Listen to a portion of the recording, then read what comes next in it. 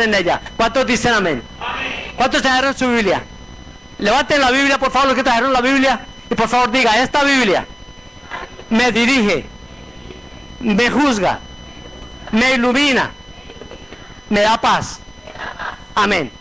Sí, esta Biblia, esto es algo precioso, hermano. Tenemos que valorar la Biblia. Vamos hoy a hablar acerca de la importancia de valorar la Biblia.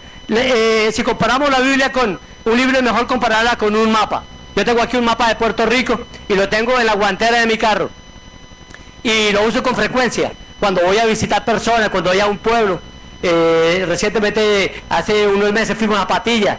Yo no sabía dónde quedaba Patilla.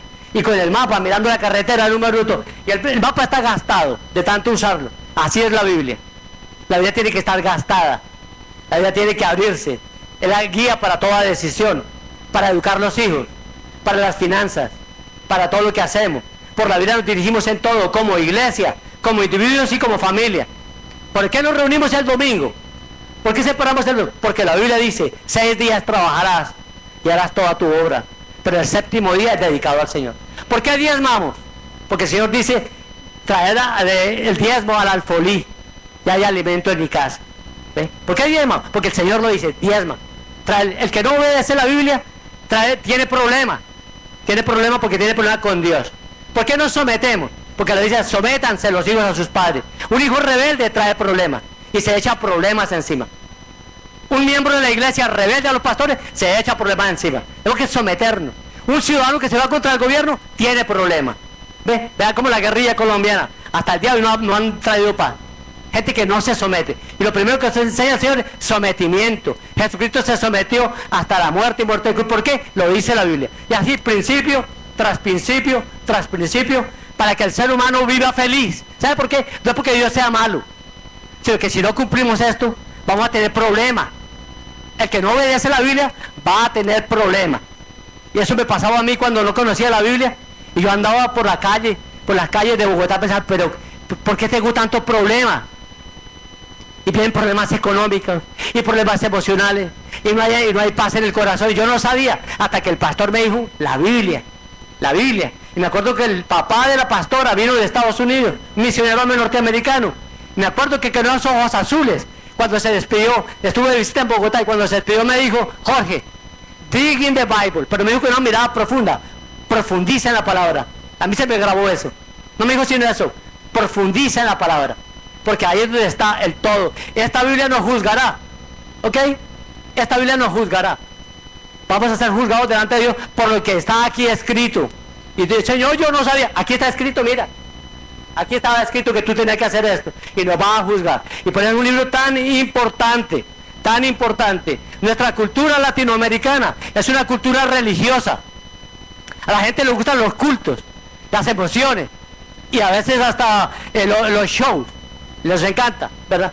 Pero Dios nos dice, no, dependan de la Biblia, de la palabra del Señor. Obedecer. Lo que Dios busca no es sacrificio, sino obediencia. Obediencia quiero y no sacrificio. ¿Ve? Y hay gente que muchas veces hace grandes cultos y grandes cosas, pero no obedece. Y lo que más quiere un padre es que sus hijos le obedezcan. ¿Cuántos padres les encanta que sus hijos les obedezcan? ¿Verdad? Lo que más le encanta a uno es que mi hijo me obedezca. No que el hijo le diga a uno cosas lindas, pero hace lo que se le da la gana, pues no le agrada a uno. Y así es Dios. Y por eso, hermanos, vamos a hablar hoy acerca de 3 preguntas que normalmente hacen los incrédulos en cuanto a la Biblia. Y yo quiero que la iglesia esté preparada para responder, porque te lo van a hacer esa pregunta. Los incrédulos o los de otras religiones te van a preguntar y tú tienes que tener la respuesta. Cuando te pregunten, tú vas a saber cómo responder a estas preguntas. La primera pregunta difícil que hacen las personas, muchas veces incrédulos, dice, ¿cómo se distingue la Biblia de los demás libros religiosos? ¿Cómo se distingue la Biblia de los demás libros religiosos? Porque muchos dicen que nosotros somos exagerados, que nosotros tenemos toda la verdad, que ¿quién nos ha llamado a juzgar a los demás? Que hay otros libros que también tienen verdad, que el Corán, los libros hindúes, etcétera, tienen la verdad. Gracias. Y nosotros insistimos en que es la Biblia. ¿Por qué? ¿Cómo se distingue la Biblia de los demás libros religiosos? la Biblia, el Corán, otros libros religiosos. Gracias. Qué lindo tener las hermanas pendientes del pastor. Gracias. Mire la respuesta, hermano. La respuesta está en la palabra revelación. Por favor, repita todo: revelación. Revelación, porque es un libro de revelación. ¿Qué quiere decir revelación? Que Dios habló al ser humano. Que Dios habló en la Biblia al ser humano. Dios nos creó, los animales, las plantas, y creó al ser humano. Pero ¿cómo le habló? Lo que habló está aquí. Dios le habló, porque estamos aquí. Los griegos miraban al cielo y decían: ¿de dónde viene todo? ¿De dónde viene todo? Y Parménides dijo: todo viene del agua, todo viene del ser, todo está quieto, todo viene del ser. Y Demócrito dijo: no, todo viene del cambio, del fuego. Y cada filósofo interpretó de dónde venimos. Estamos tratando de analizar de dónde venimos. Otros crearon mitos al dios Zeus, al dios Olimpo. Crearon, fantasearon con dioses creados para poder interpretar de dónde venimos. Y los hindúes también, otros escritos para interpretar de dónde venimos. Pero Dios aquí nos dejó todo, de dónde venimos, hacia dónde vamos, por qué nos creó, para qué nos creó, qué quiere de nosotros, qué espera de nosotros, quién es Él, quién es el Espíritu Santo. Todo está aquí, clarito en la Biblia. Génesis 1, 28 al 30, Dios desde el principio le habló a Adán y a Eva cuando les dice, Génesis 1, 28, y los bendijo con estas palabras: sean fructíferos y multiplíquense, llenen la tierra y sométanla, dominen a los peces del mar y a las aves del cielo y a todos los reptiles que se arrastran por el suelo. Desde que Dios creó al ser humano le habló a Adán y a Eva: hagan esto y esto y esto. Ya en Génesis 6:13 Dios habla con Noé, porque ya la humanidad se había corrompido toda. Hoy en día vemos los carnavales de Río de Janeiro, ¿verdad? Sao Paulo, las orgías, la vulgaridad. Hay gente del mundo entero ve a carnavales. El carnaval de Barranquilla, carnavales en Suiza, en diversas partes del mundo, carnavales donde hay el desorden más grande. Ya para la época de Noé había un carnaval, había carnavales, ya había desorden, ya había homosexualismo, ya había pornografía, ya había desorden, crimen, de todo. A tal punto que Dios le dice a Noé: voy a castigar la tierra. Voy a castigar la tierra. ¿Usted cree que esto es moderno? No, viene desde la creación del ser humano. Y le dice a Noé: he decidido acabar con toda la gente, pues por causa de ella la tierra está llena de violencia. Así que voy a destruir a la gente junto con la tierra. Dios habla con algunos de sus siervos y les dice lo que va a hacer, lo que Él quiere. También en Hebreos 1:1, el apóstol Pablo podía traer una lista enorme, porque la Biblia es cantidad de cosas, y el Señor ha dicho, y Dios ha dicho, y Dios ha dicho, y Dios te dice, una cantidad, no son inventos, revelación. Dios ha revelado lo que piensa, lo que siente, lo que espera, está en la Biblia. Hebreos 1:1, Dios, que muchas veces y de varias maneras habló a nuestros antepasados en otras épocas por medio de los profetas, en estos días finales nos ha hablado por medio de su Hijo. La mayor expresión de Dios es su Hijo. La palabra encarnada es Cristo. En Cristo está todo, Cristo es perfecto, y por eso en Él podemos ver la voluntad de Dios. ¿Cuántos dicen amén? Un marinero cristiano que estaba en los últimos días de la Segunda Guerra Mundial, y como cristiano se levantaba toda la mañana y leía la palabra de Dios. Y un día, como él tenía el radio para anunciarle a los otros barcos, tenía su radio para informar, para comunicarse, un día le dio por enviar un versículo bíblico. Los cielos cuentan la gloria de Dios y el firmamento anuncia las obras de sus manos. Lo mandó por la radio y en cuestión de minutos más de 16 barcos contestaron amén. Amén. ¿Ok? Para que nos demos cuenta, la palabra siempre edifica, la palabra es universal. Lo que hacemos ahora con los mensajes de texto, una persona manda un mensaje de texto, el otro lo recibe, el otro. Ahora eso está por el mundo entero. Internet, Facebook, por el mundo entero, la palabra transmitiéndose. El libro más vendido de todo el planeta en toda la historia de la humanidad. Fue el primer libro impreso por Gutenberg en Alemania. El primer libro que se imprimió fue la Biblia. ¿Okay? O sea que es un libro muy importante, valorémoslo. No es para estar como el libro de historia en el anaquel, allí guardado, y cuando vamos para la iglesia el domingo a sacarlo, ¿dónde está la Biblia? Allá en el aquel. Le sacamos el polvo y nos venimos para la iglesia. No, es un libro para alimentarnos, desayuno, almuerzo y comida, para el espíritu. Abrirlo, leer los salmos, leer los proverbios, todos los problemas. ¿Qué dice la Biblia de este problema? Investigar la Biblia, porque en ella está la sabiduría, en ella está la victoria, en ella está el poder. ¿Cuántos dicen amén? Debemos confiar que Dios nos habla en la Biblia. Todo lo que hacemos en la iglesia es basado en la palabra de Dios. La iglesia evangélica en especial, su única autoridad es la palabra de Dios. No es la junta de ancianos, ni siquiera los pastores. Ok, hermano, Jim Jones le dijo a la congregación, vamos a envenenarnos, vamos para Guyana y nos vamos allá a envenenar. Y la congregación, como corderito y como ovejitas necias y tontas, fueron y se envenenaron. Los hermanos te dicen, un momentito, pastor, ¿dónde dice eso en la Biblia? Ok, esto es lo que nos protege. Cuando las personas confían en los seres humanos, son víctimas del engaño. Pero es que nosotros no tenemos jerarquía, no tenemos jerarquía de autoridad. Nosotros no tenemos papa, nosotros respetamos la iglesia católica con su papa y todo, pero nosotros no nos sometemos al papa por eso, porque nosotros nos sometemos a la palabra de Dios. El papa no es infalible, el papa se puede equivocar, porque es un ser humano como tú y como yo, ¿ves, mis hermanos? Ser cristiano evangélico en esta época es difícil, hermano, es difícil, porque estamos luchando contra una corriente de tradición bien larga, pero respetamos al que lo cree, lo respetamos, pero nosotros sabemos que la autoridad es la palabra. Y la historia ha demostrado los errores que se han cometido cuando se han dirigido por personas y seres humanos, que después de siglos ha tenido que corregir. Nos equivocamos, pero esta palabra es infalible y hasta el día de hoy nunca se ha equivocado y nunca se equivocará. Pero podemos confiar plenamente para educar a nuestros hijos, para dirigir nuestra vida, para hacer negocios, para todo. La Biblia es la palabra de Dios. Segunda pregunta que hacen los incrédulos: la Biblia no fue escrita por personas como nosotros. Es lo que dicen los incrédulos. Pero si la Biblia fue escrita por hombres, porque vamos nosotros a someternos a ella. Fue escrita por hombres, ¿verdad?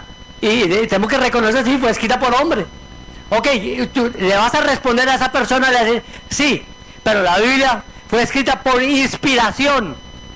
Esa es la palabra clave. Fue escrita por inspiración.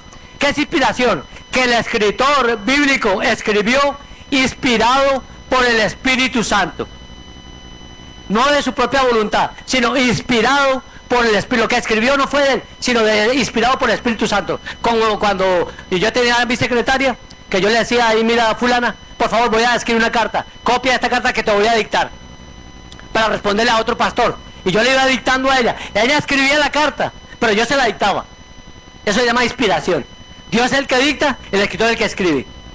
¿Ok? Y por eso es que Jeremías, Isaías y los profetas dicen, el Señor me dijo que escriba esto. Y el apóstol Pablo también. De acuerdo a lo que el Señor me dijo, esta es la palabra de Dios.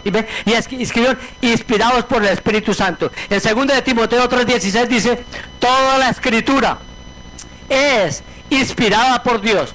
Repita la palabra inspirada. Esa palabra es clave. Es inspirada por Dios, como de inspirar aire. El profeta no la tomó de su pensamiento, sino la tomó de Dios. La inspiró y la escribió. Es inspirada por Dios y útil para enseñar, para reprender, para corregir y para instruir en justicia. ¿Por qué reprendemos a los hermanos? Basados en la palabra de Dios. Y cuando el pastor me reprendía a mí, lo hacía basado en la palabra. Jorge, evita esto, no hagas lo otro. Mi pastor me corregía y me reprendía, basado en la palabra. Yo, gracias, pastor, porque yo iba corrigiendo cosas de mi vida pasada, sacando cosas.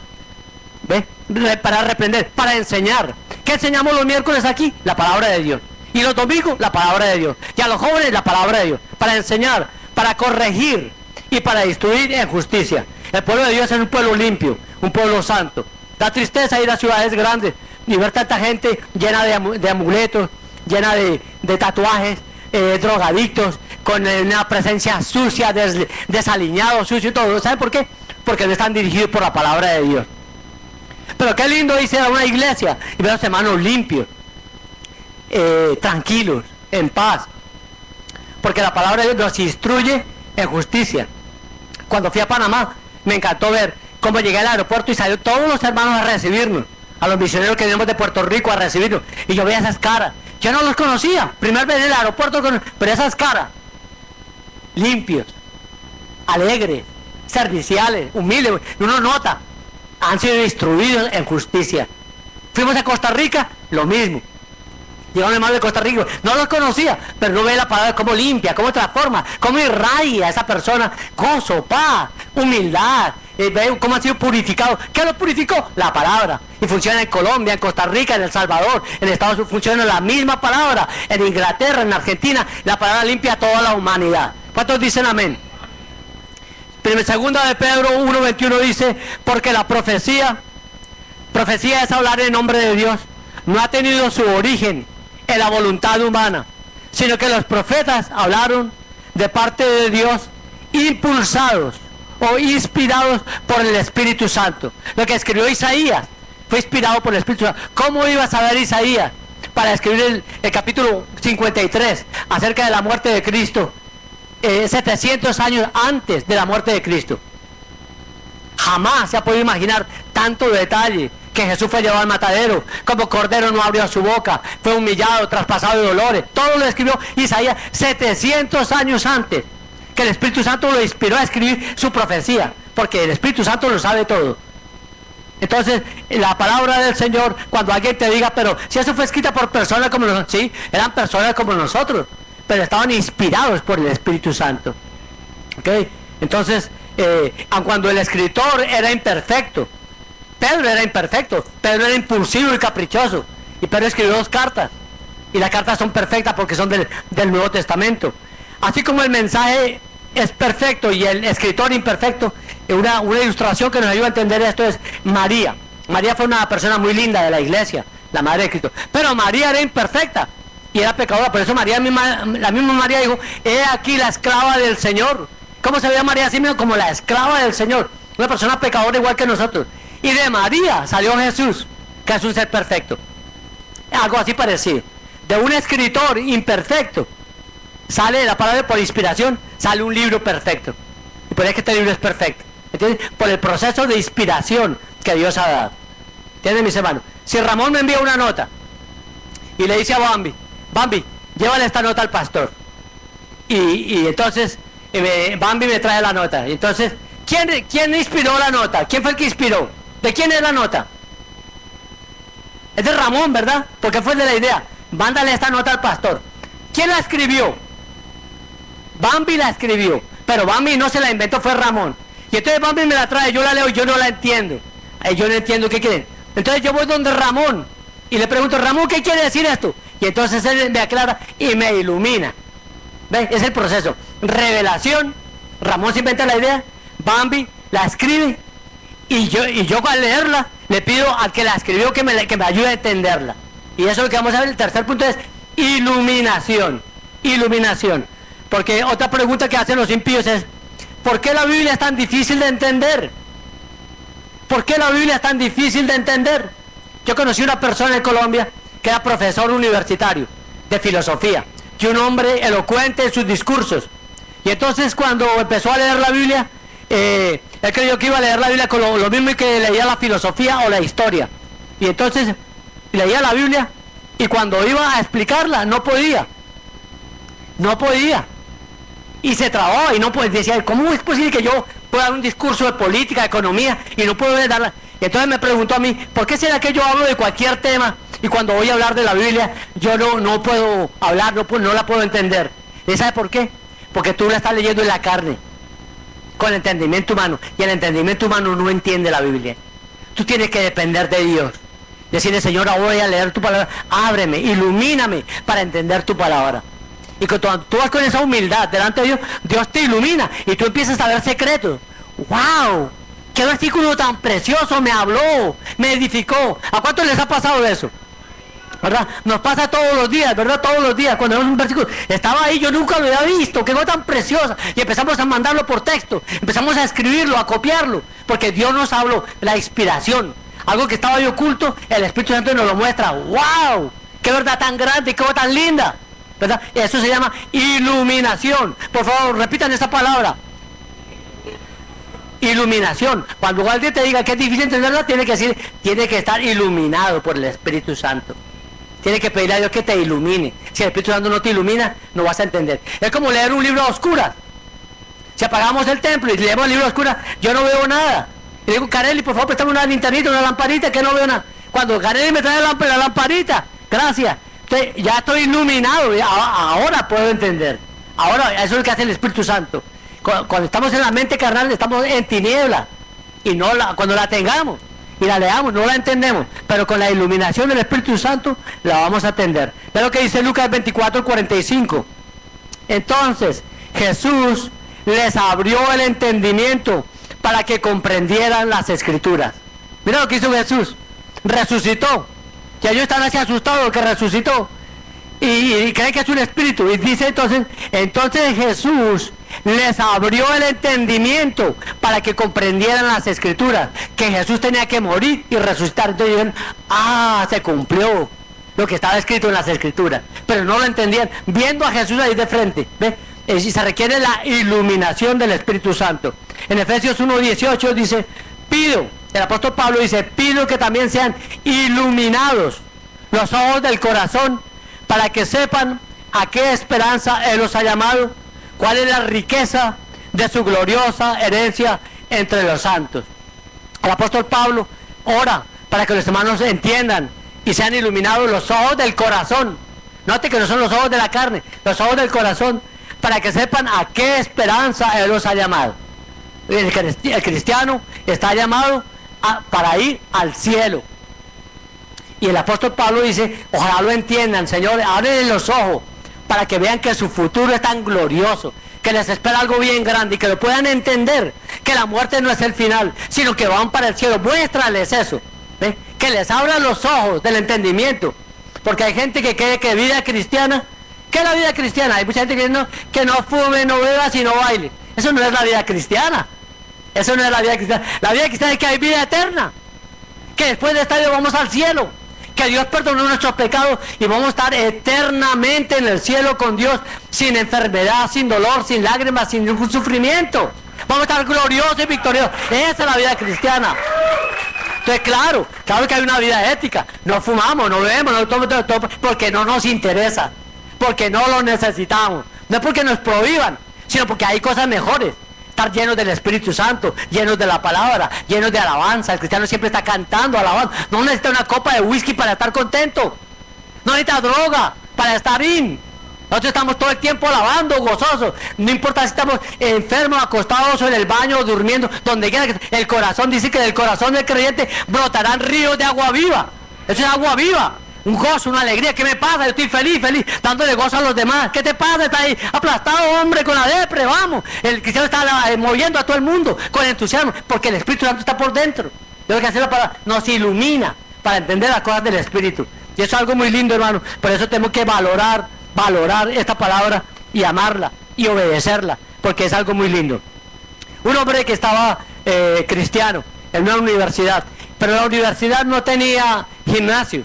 Entonces tenían que ir a una escuelita cercana para jugar baloncesto, que le prestaban la cancha. Y ahí en la puerta de la escuelita había un conserje humilde, un hombre de color, un hombre negro, con el pelito blanco, sentadito allí en la puerta. Y como este era un muchacho universitario, pensó que este hombre, porque era un hombre humilde sin mucho estudio, y era un conserje ahí apenas en la puerta. Entonces el hombre entró a jugar baloncesto, bien joven, juvenil, y le pregunta al señor, al ancianito, le dice, el hombre que está leyendo ahí. Y entonces dijo Apocalipsis. No le dijo que la Biblia, sino le dijo Apocalipsis. Dijo, wow. Y como este era de la iglesia, un universitario, dijo, mira, este hombre dice que Apocalipsis. El hombre sabe. Y entonces, para ponerle una trampita a ver si entendía, le dijo, sí, está leyendo Apocalipsis. ¿Y qué dice Apocalipsis? Y le contesta al hombre que Jesús es el vencedor. Y le tapó la boca, porque la esencia del evangelio de Apocalipsis es que Jesús es el vencedor. ¿Cómo un hombre sencillo puede entender tanta verdad? Por la iluminación del Espíritu Santo. Porque para entender la Biblia no se requiere título ni doctorado, sino un espíritu de obediencia. El que obedece entiende la Biblia. ¿Entiende? El que obedece entiende la Biblia. A cuando sea sencillo, a cuando tenga tanto estudio. Pero una persona fiel, Dios ama. Dios admiró a David porque tenía un corazón fiel. Y por eso quitó a Saúl de su posición. Porque era desobediente. Porque obedecía a medias, porque no se sometía a Dios. Y el que no se somete trae problemas a su vida. Y yo le digo, te voy a destituir. Todo lo que yo tengo te lo voy a quitar. y voy a nombrar un hombre que es obediente y agradable a mi corazón. ¿Quién es ese hombre? Pastorcito, allá olvidado, cuidando ovejas, que ni el papá pensaba en él. Cuando vino el profeta dijo, ¿dónde está tu hijo? Llamó al mayor de los hijos de Isaí. Este es mi hijo, un muchacho bien parecido, alto, bien parecido. Y el profeta pensó, este es el elegido de Dios. Y Dios le dice, no te fijes en su apariencia, ni en lo alto de su estatura, porque Dios no mira las apariencias, sino Dios mira el corazón. Ese no es. El profeta se queda asombrado y dice, no es. Entonces le pregunta y dice, ¿no tienes otro hijo? Ah, sí, tengo otro hijo. Mira, otro muchacho también bien parecido. Y así 7 muchachos. Y el Señor le dice, no es, ese no es. ¿No tienes otro hijo? ¿No tú? Ah, sí, pero ese está el chiquito allá que está cuidando ovejas, sí. No le pondré atención, está por allá. Llámelo, porque el Señor me ha ordenado que lo unja. Wow, ¿ok? Cuando nadie veía a ese chiquitín y nadie le prestaba atención al chiquitín, Dios estaba mirando un corazón sumiso, un corazón humilde, un corazón obediente, un corazón de estar dispuesto a estar en el último lugar. ¿Quién sabe si cuántas veces el papá mandaría a los demás hijos, por favor cuídame las ovejas? No, yo no te las cuido, yo cuidarlas. Entonces tú, por favor, ayúdame. No, yo tampoco. Y quién sabe si a lo mejor el último, el nene fue, cuídame las ovejas, papá. Pues sí, papá, yo voy a cuidar. Y se fue a lo mejor fue el único que obedeció. Porque a todos nos gusta llamar la atención. Si es algo que sea para estar en televisión, yo. Pero hacer por favor, recoge el baño. Lleva el papel higiénico al baño. Ay, eso yo. Oye, pastor, pero ¿qué se cree que soy yo? ¿Ve? Tenemos un ego. Pero Dios mira el corazón humilde, que está dispuesto a hacer lo que nadie quiere hacer, lo que nadie ve, donde no hay aplauso. ¿Ve? Nadie aplauso. Y Dios está mirando, me agrada ese corazón humilde. Jesús fue el modelo de eso. Jesús se sometió hasta la muerte, y muerte de cruz. Jesús ha debido nacer en el Imperio Romano. Jesús ha debido nacer en Roma, en el mismo trono del César, porque era el Hijo de Dios, y era el Rey de Reyes y Señor de Señores, y no nació ahí. ¿Sabe dónde nació? En un pesebre, porque ni siquiera en el mesón había lugar para él, y se sometió, como un bebé, desde bebé, se sometió a ser humilde en el pesebre.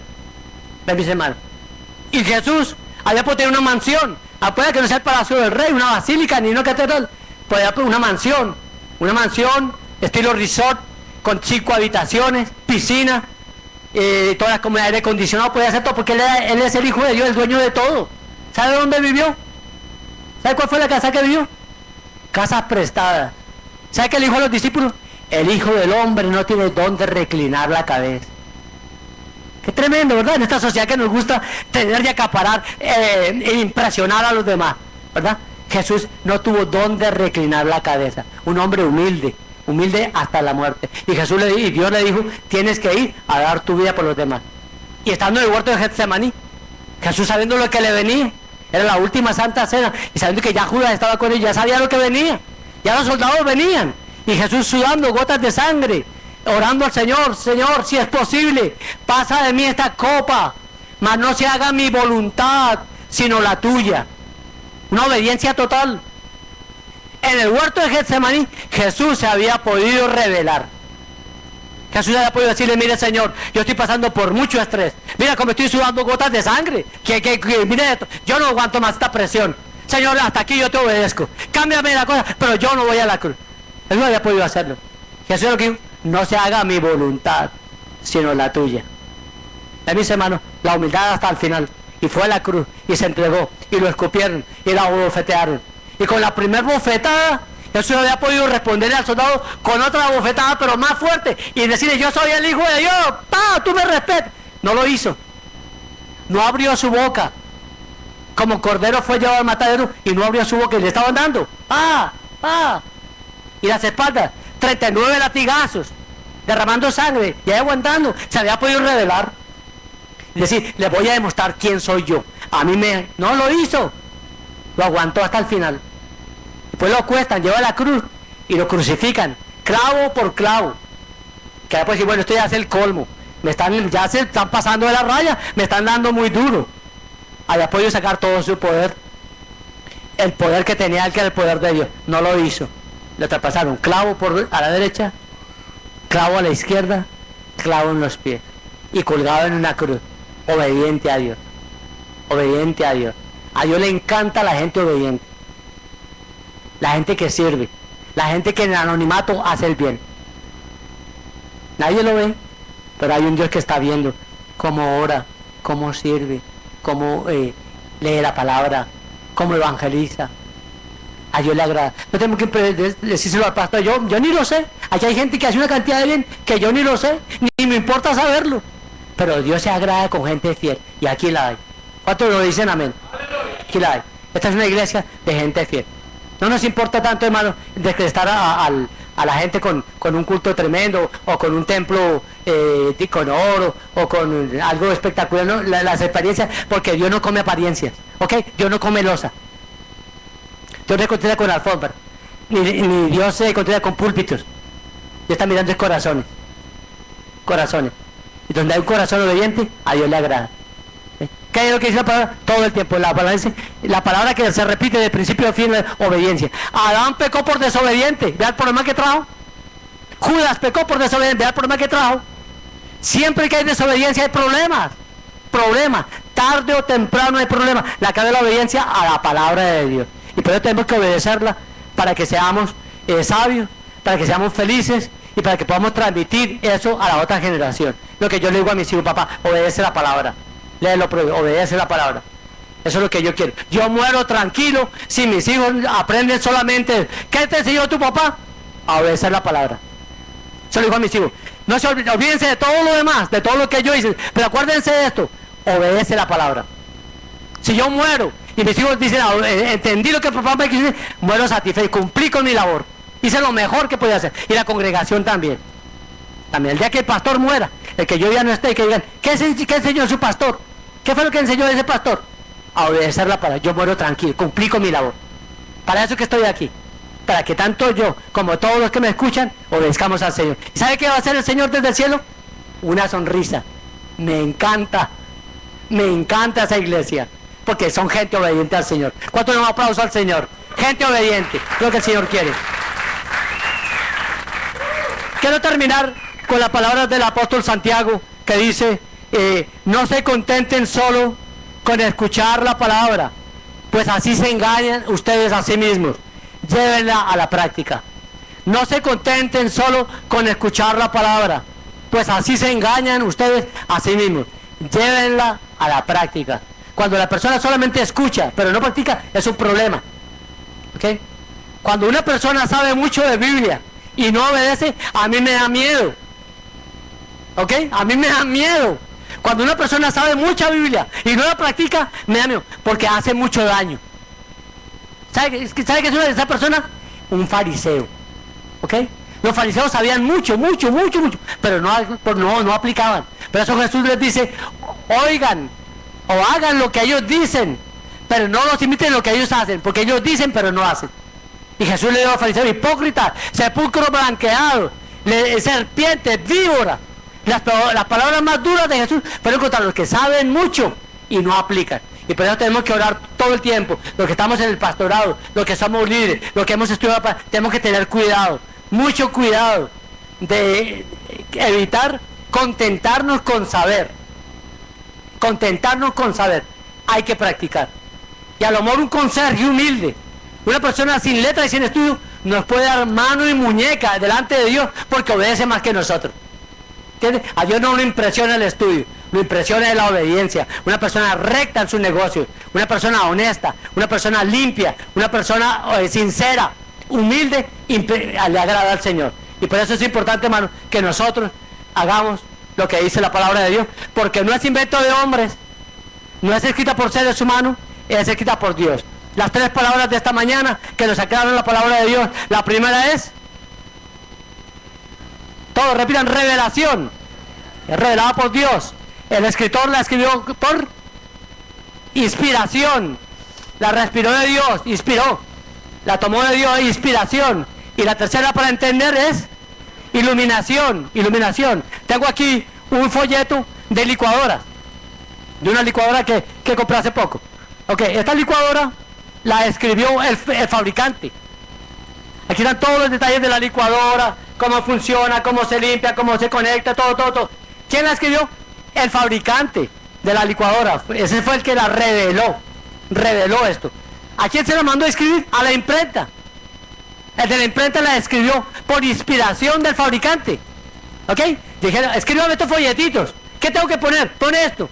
Vea, el impresor no sabe nada de licuadoras, no sabe nada, pero la imprimió, porque el fabricante se lo dijo, escríbame esto.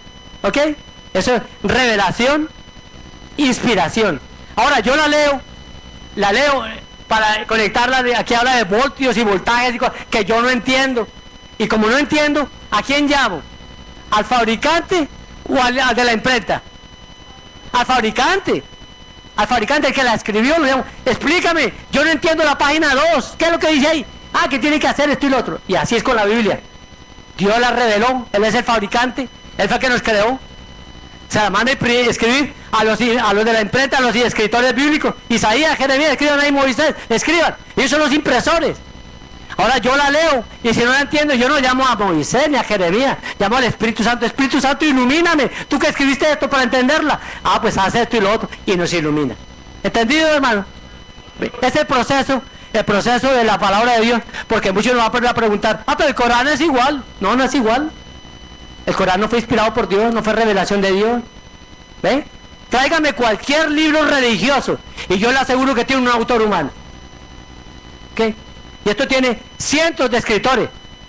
La Biblia no es solamente un escritor, no es invento de Gabriel García Márquez o de William Shakespeare o de un autor que escribió una novela, un libro, no. Cientos de escritores con miles de manuscritos originales. ¿Qué? Entonces es un libro verdaderamente guardado y equipado por Dios para nuestra salvación. Un libro clave que cuando muramos nos juzgará. Y cuando nosotros ya no estemos, la Biblia seguirá, ¿ok? Cuando nosotros ya no estemos, la Biblia seguirá. Porque el cielo y la tierra pasarán, pero mis palabras no pasarán. ¿Okay? Algún día Puerto Rico dejará de existir, ¿ok, hermano? Puerto Rico será consumido por las aguas, por los fuegos. Guaynabo también desaparecerá. Y la tierra desaparecerá. Y Marte, y Júpiter, y Saturno. Desaparecerá toda la creación. Y la Biblia seguirá, pasará la eternidad. Pasará, porque esta Biblia nos juzgará. Porque es palabra de Dios, palabra eterna. Pero valorémosla. Abrámosla, estudiémosla, enamoremos de ella todos los días, métale a la Biblia, Salmo, Proverbio. Si no entiendes, pide la iluminación al Espíritu Santo para que la puedas entender y vamos a vivir vidas maravillosas. Los que estén de acuerdo, den un aplauso al Señor por la Biblia, la palabra de Dios que nos edifica. Y les invito a todos los que estén deseosos de obedecer la Biblia, por favor póngase de pie todo el que diga, yo quiero obedecer la Biblia. Yo quiero conocer la Biblia y obedecerla, póngase de pie. Voy a orar por personas dispuestas a agradar a Dios con su bendita palabra, que nos dejó este regalito de la Biblia, que en muchos países no lo tienen. Mira, hermano, en China, los chinos que están siendo perseguidos están pidiendo, tráiganos Biblia. En Nepal, en Pakistán y otros países donde está prohibida la Biblia, lo que tráiganos Biblias en nuestro idioma, no tenemos. Y cuando consiguen un pedacito, se lo pasan, mira este pedacito de la Biblia, se lo pasan unos a otros. Entonces, por favor, valoremos la Biblia. Digamos esta oración todo con fe al Señor. Señor Jesús, gracias por tu palabra. Palabra bendita, revelada, inspirada y que nos ilumina para entender tus designios y propósitos para nuestra vida, para perdonarnos, para amar, para ser felices. Ayúdame a obedecerla. Ayúdame a entenderla. Gracias, Señor. En el nombre de Jesús. Amén. Señor, te doy gracias por mis hermanos en esta mañana que están dispuestos a obedecer, a valorar la Biblia. Este es el pueblo de la Biblia. Este es el pueblo del libro. Que todos los días, como comemos, como nos alimentamos el cuerpo, alimentemos el espíritu. Bendícelos y ayúdenos a conocer cada día más profundamente tu palabra. Gracias, Señor. Si alguna persona no ha aceptado a Jesucristo y quiere hacerlo en esta mañana, por favor levanta tu mano. Voy a orar por personas que quieren aceptar a Cristo en esta mañana o que quieren reentregarse a Cristo. ¿Alguna persona quiere hacerlo en esta mañana? Entregarle su corazón completamente a Cristo Jesús. Alguien que no lo haya hecho, levanta la mano, quiero hacerlo en el amor del Señor en esta preciosa mañana. Todos los que ya lo hicieron, por favor digan gloria a Dios. Pues estamos en medio del pueblo de Dios. Un aplauso al Señor, vamos a cantar y a la hora del Señor porque Él es bueno. Dios es bueno con nosotros.